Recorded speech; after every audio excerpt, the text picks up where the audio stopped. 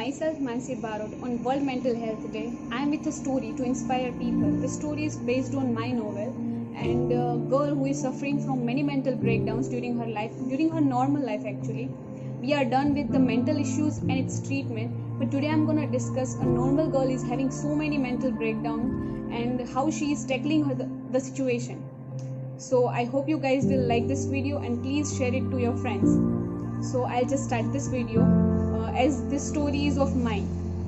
मेरा नाम निशा है and the first mental breakdown has started from my birth itself.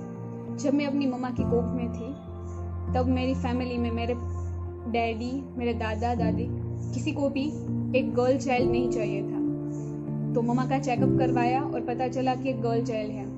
So they just forced my mom कि abortion करवा ले. But my mom was a very strong woman and she was very confident about her decision. So उसने fight किया अपनी family से कि मुझे abort ना करवाया जाए, बट स्टिल सभी उनके खिलाफ थे.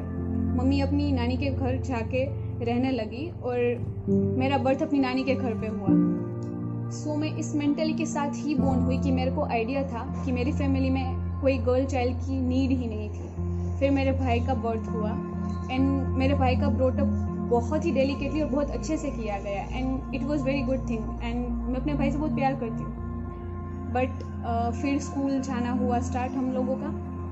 हम स्कूल साथ में जाने लगे. When I was 9 years old my mother died. So actually मेरे घर की सारी सिचुएशन और everything I have to handle. Means मेरे हाथ में सभी चीज़ें आने लगी. I was even a kid, so it was very tough for me. But फिर मेरा स्कूल जाना भी छूट गया क्योंकि घर की रिस्पॉन्सिबिलिटी मेरे सर पे आ गई. मेरा भाई स्कूल जाता था because he was a boy. So वो स्कूल जाने लगा और this was the second mental breakdown. First my mom died. Second पूरी घर की situation and everything I have to manage. So being a child ये सभी चीज़ें मेरे पर आने लगी. But somehow I was managing everything and I was dealing every situation of my life and I was doing everything for my family. फिर at the age of 15 मेरे neighbor ने मुझे sexually harass किया. I literally was unaware about all this stuff. मेरे को समझ में नहीं आया कि क्या करूँ and मैंने जाके ये बात अपनी नानी से शेयर की. तो नानी ने बोला कि अगर तू किसी को कुछ बताएगी तो तेरी इज्जत खराब होगी. मेरे को उस टाइम पे बहुत बुरा लगा and I was literally like my mom. I was very strong and confident. So मुझे लगा कि अगर उसने कुछ गलत किया है तो उसको पनिशमेंट मिलनी चाहिए. बट एज सच मैं नानी से सो मैंने कुछ नहीं किया और I have started living my life the way I was living before.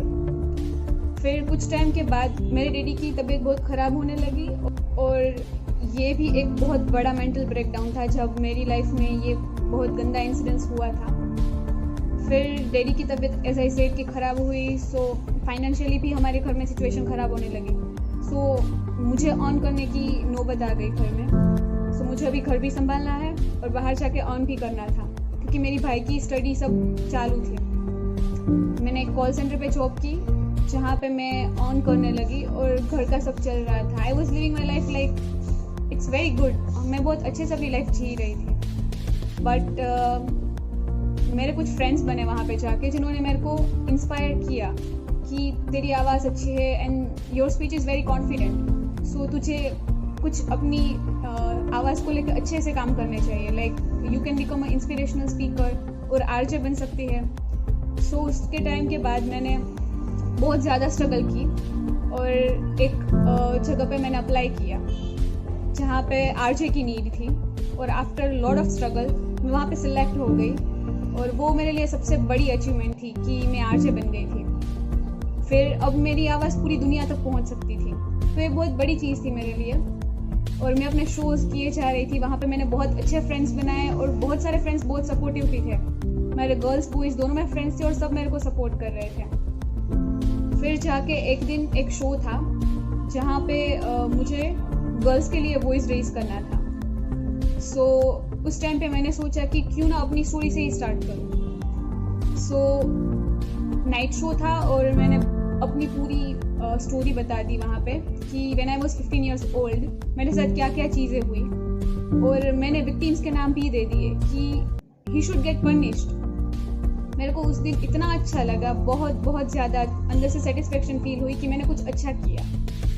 जब मैं बाहर आई शो के बाहर, मेरे कुछ फ्रेंड्स ने मेरे को बहुत डांटा और बोला कि ये बहुत गंदी चीज़ की, तूने अपनी ही इज्जत उछाल दी लोगों के सामने और मेरी फ्रेंडशिप टूट गई। ये मेरे को बहुत बुरा हुआ, उस टाइम पे ऐसा फील हुआ। और जो लोग मुझे सपोर्ट कर रहे थे उन लोगों ने ही मुझे छोड़ दिया। तो it was even mental breakdown. जब मेरे फ्रेंड्स भी छूट गए, भाई भी बाहर स्टडी करने चला गया, तब मेरी लाइफ में कोई नहीं था।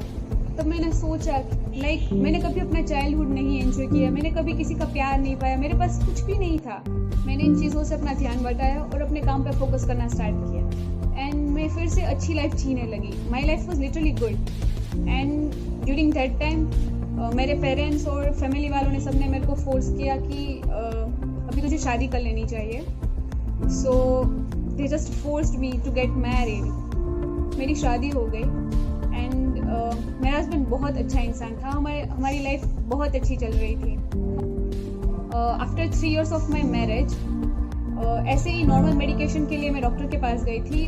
चेकअप के टाइम पे मेरे को पता चला कि मुझे वजाइनल कैंसर है। मुझे बहुत सारे लाइफ के स्टेजेस में इतने मेंटल ब्रेकडाउन्स मिले ना कि वो चीज़ें मैं कभी भूल नहीं पा रही थी। मैंने मेडिकेशन स्टार्ट किया और 6 month के बाद मेरे को पता चला कि डॉक्टर ने बताया कि आपकी ट्रीटमेंट में कोई इम्प्रूवमेंट आ ही नहीं रहा है और आपके पास बस अभी 1 साल ही है। सो मुझे पता था कि मैं मरने वाली हूँ। सो मैंने सोचा कि मैं अपने साथ अपने हस्बैंड की लाइफ नहीं ख़राब करना चाहती थी। सो मैंने डिसीजन लिया कि मैं उसको डाइवोर्स दे दूँगी। मैंने उनको बोला कि मुझे कैंसर है। उन्होंने मुझे बहुत डांटा कि क्यों नहीं बताया वगैरह वगैरह, बट फिर मैंने कैसे भी करके उनको मना लिया कि डाइवोर्स के लिए कि आप मेरे को डाइवोर्स दे दो। डाइवोर्स होने के बाद मैंने अपनी मेडिकेशन फिर से कंटिन्यू की। मैं एक दूसरे सिटी में जाके रहने लगी। मैंने अपनी जॉब, अपने पेरेंट्स, अपना हस्बैंड, अपनी लाइफ सब छोड़ दिया। बहुत दूर चली गई इन सभी चीज़ों से, बट मेरे में इम्प्रूवमेंट नहीं आ रहा था। So doctor just suggest me a book. The name of the book was the book of secret और I started reading that book. During 2 days मैंने वो बुक ख़त्म कर दी एंड उसके बाद मेरी लाइफ में जो चेंज आया है, मैंने मिडनाइट 3 o'clock बुक ख़त्म की। I started walking on the road. मैं हॉस्पिटल से बाहर आ गई एंड मैं रोड के बीच में सोचने लगी कि मैं ये लाइफ कैसे जी रही थी। मैंने कभी लाइफ की वैल्यू ही नहीं की। लाइफ बहुत ब्यूटीफुल चीज़ होती है और पता नहीं मैं अपनी सिचुएशन कैसे टैकल कर रही थी कि मैं सिचुएशन को हैंडल कर लेती थी, बट मैं कभी उस सिचुएशन से मूव ऑन नहीं कर पाई थी। वो चीज़ें मेरे माइंड में हमेशा अटकी हुई थी कि मेरे माइंड में ऐसी चीज़ें थी कि मेरी लाइफ में इतनी गंदी चीज़ें हो रही है बट मैं टैकल कर लूँगी। सो उस दिन मेरे को पता चला कि मेरी लाइफ की नेगेटिविटी की वजह से ही मेरी लाइफ में ये सभी प्रॉब्लम्स हो रहे थे। और फिर वहाँ से मैं हॉस्पिटल में फिर से आ गई। मैंने डॉक्टर को थैंक यू बोला और उनको बोला कि अब मैं अपने न्यू वे से मेडिकेशन स्टार्ट करना चाहती हूँ और मेरे को हॉस्पिटल में नहीं रहना है और मैं अपने घर जाना चाहती हूँ और मैं वहीं से अपनी नेक्स्ट ट्रीटमेंट कंटिन्यू करूँगी। मैं नेक्स्ट डे घर पे गई। मैं पूरी रात नहीं सो पाई क्योंकि द बुक ऑफ सीक्रेट ने मेरे को लाइफ जीने का तरीका सिखा दिया कि पूरी life is based on your thinking process only.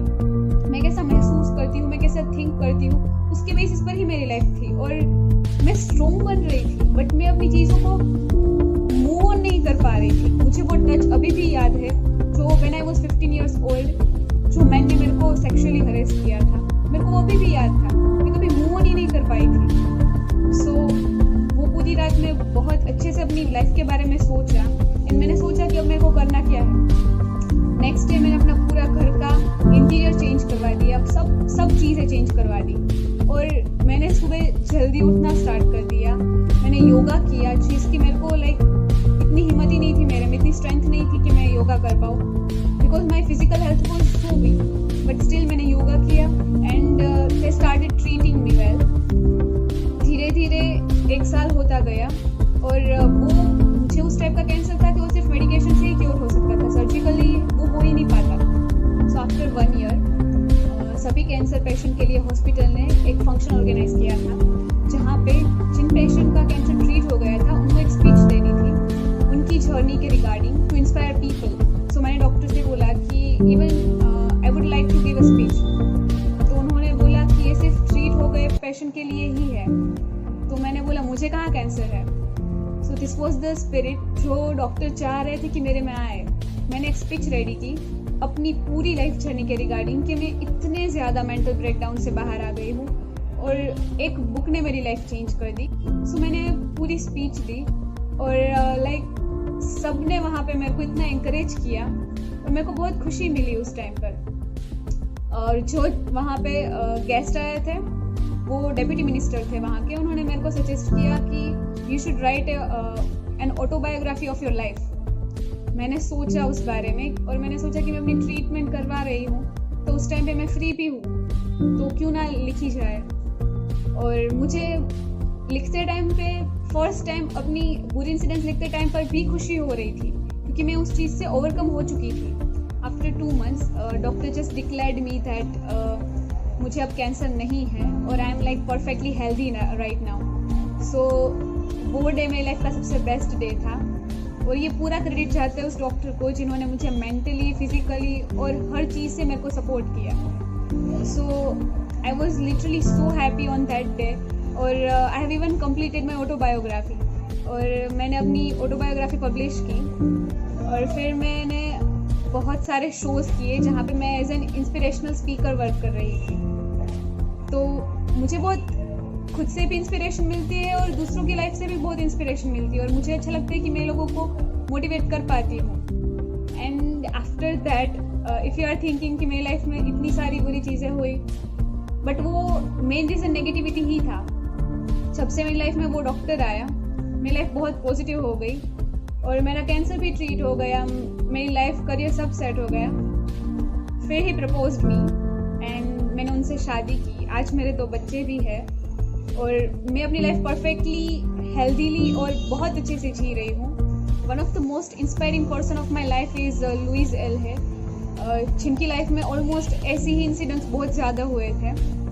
वो लास्ट में सक्सेसफुल ऑथर बन गए और उनकी बुक बेस्ट सेलर बुक में बिकने लगी और उनकी बुक का नाम था you can heal your life, जो मैंने पढ़ी और मुझे आइडिया आया कि उन्होंने पूरी बुक उसके बेस पर ही रखी है जहाँ पे मेंटली हम सब डिसीज़ को कैसे ओवरकम कर सकते हैं, हम मेंटली सिर्फ थिंक करके अपनी लाइफ कैसे बेस्ट बना सकते हैं। So this was the most inspirational thing for me and I am perfectly healthy right now and my life is just best. And thank you so much for listening this story and I wish this will help you to get inspired in your life even. Thank you so much.